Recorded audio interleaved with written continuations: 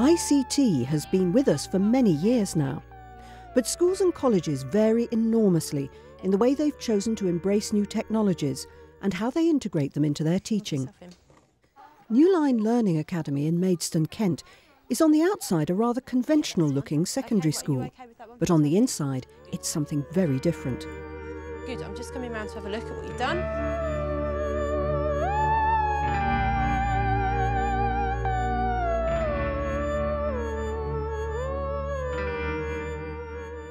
ICT is an integrated approach to the use of technology in the classroom.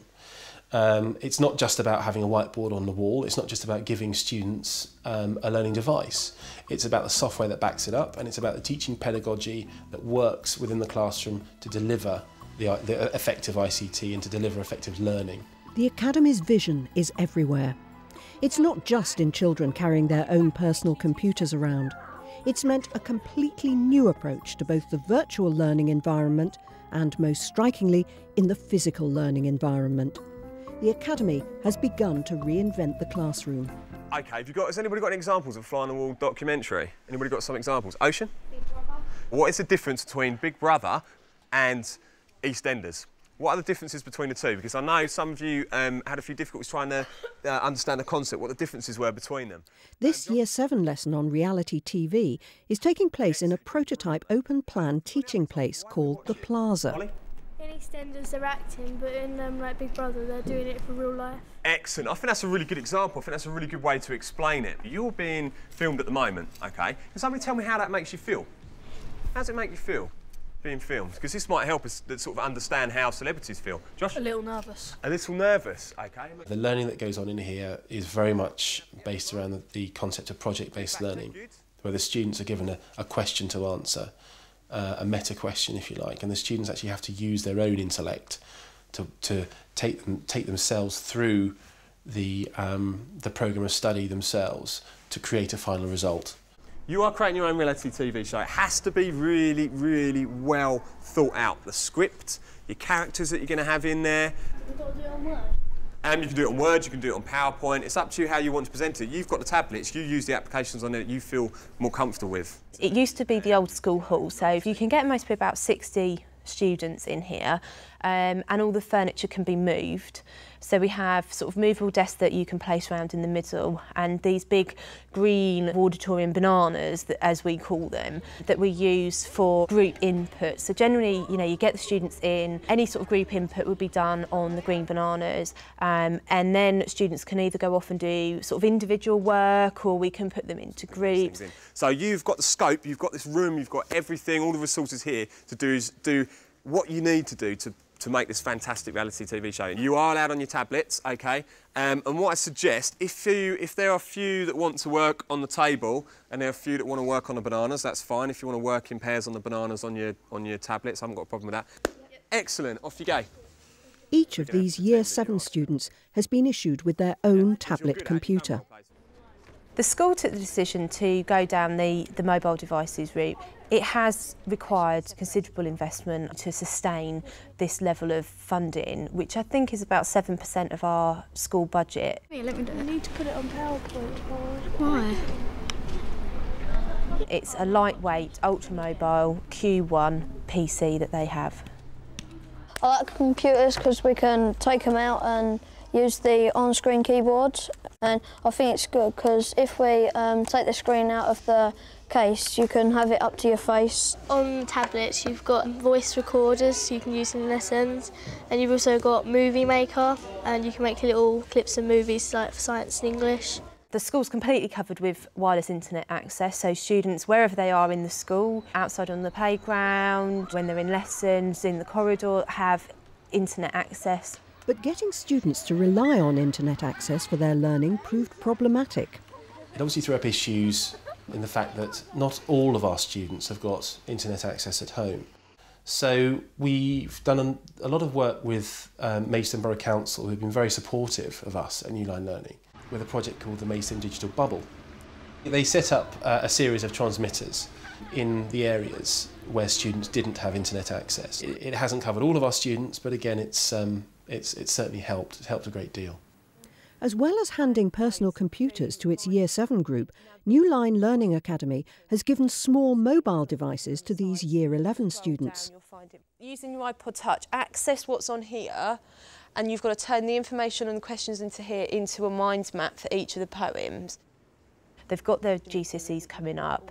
They're a group of students that are being targeted for additional support, and I wanted to see whether enabling the students with a form of technology would enhance and improve their learning experience and therefore improve their GCSE results. We just sort of like been told what we've got to do, sort of like mind mapping. It all fits onto one page still. They're given this device on the proviso that they write their learning journal once a week. That's the only condition. The result of which we have found motivation has really gone through the roof. These students now are performing exceptionally well, and we're expecting really good things from them. Both the Year 7's tablets and the Year 11's mobile devices use the school's virtual learning environment, Schoolbook, to link everybody together. We wanted to develop something that was, easy to use. The students could pick it up quite easily, and it was easy to access both at school, at home, and on any device. So this is the work that my students have been working from at the moment. It's a project called Who Are We and Where Do We Come From?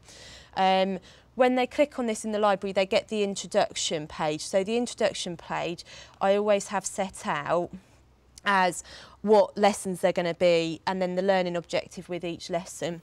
We consulted with staff and said, right, what do you want?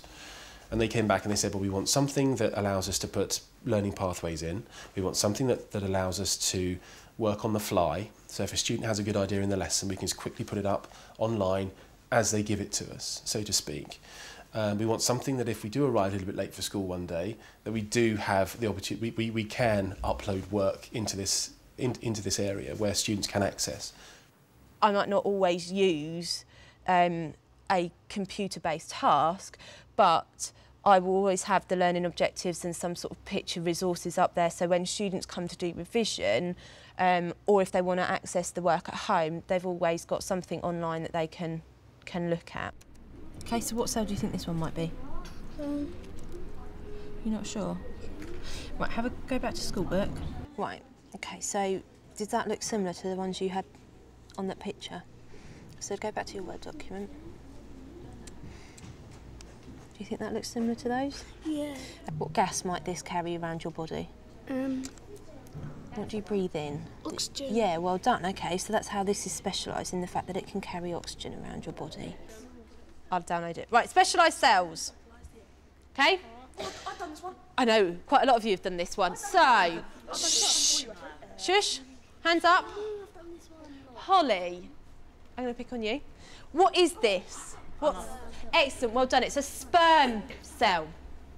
Now, a sperm cell's got two things that make it really good for its job. Ashley, what's one of them? The head's really pointy, so it goes into the air. Excellent. And the tail makes it swim. Students can post completed work online for marking. So when I go to Macaulay's workbooks, he's obviously got a science workbook here, and I want to mark his fertilisation piece of work. So that's dead easy, I can get a comment on there. So I'm just going to download his piece of work. Okay, that's good, he's got the right science terminology in there, so I'm really pleased with that. He's got the sperm fertilising the egg in the correct place, and he's actually given it the correct scientific name as well for it.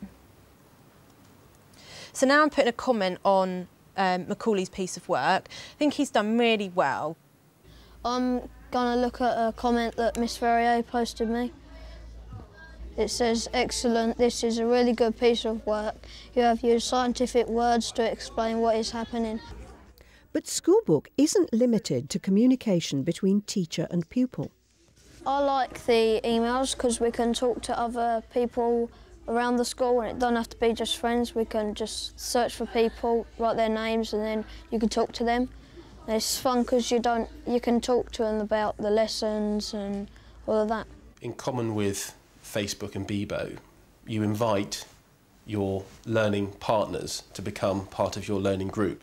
You can only comment on the workbooks and on blogs if you're within a social network of somebody. So, for example, I might invite somebody to my network. I mean, so Kirsty here has invited me into her network. If I accept her, then I will be able to email her as a student. From a student's point of view, they can create their own security blanket of who their friends are, who they want to have to be able to communicate with them via Schoolbook. The common aim of Schoolbook's virtual learning environment and the Plaza is to encourage interaction between pupils. Back in the Year 7 English class, the students are working together on their reality TV show designs. What's our theme song? I don't know. What can we have as a theme song?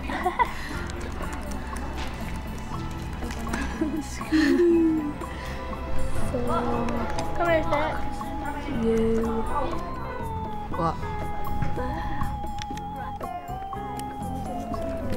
She pretends that they're doing a show called Big Kids. In a classroom, the students will be regimented sitting down in desks and told off for standing up and walking around. In the Plaza, they're expected to do that. Tamara, can you come here quickly, please?